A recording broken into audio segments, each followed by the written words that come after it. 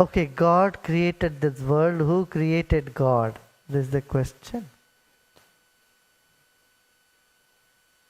I will answer this question. First, you should tell me which is the beginning point of a tennis ball.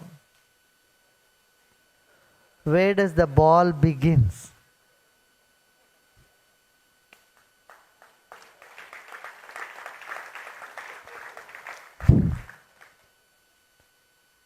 See, we have the linear thinking, means everything has to begin somewhere, it has to end somewhere. Right? Something begins and something ends. So the creation happens and one day doomsday, everything is going to end. This is a linear thinking. But in the East, there is no linear thinking, it's a spherical thinking. They said 3 things are uncreated and they will never die, never end also. What is it? One is the energy, the divine energy, which you may call God or whatever. It is not created, it's never going to end. Like space. Can you tell me which is the beginning point of the space? Where does it end? No. Similarly, matter or this whole universe. The universe is anadi, means no beginning. Ananta means no end. So also the souls.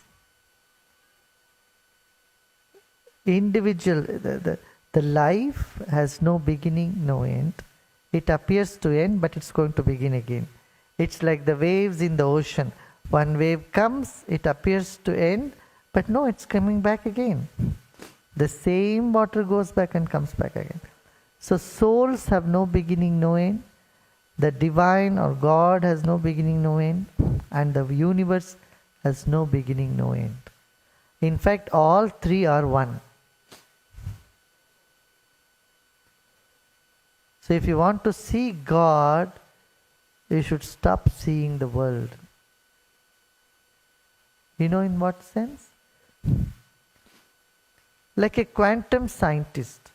If a quantum scientist had to see this flower, he says there is no difference between the leaf and the flowers and the stem. Everything is made up of atoms. There is no difference, it's all one. Any one point anywhere will work.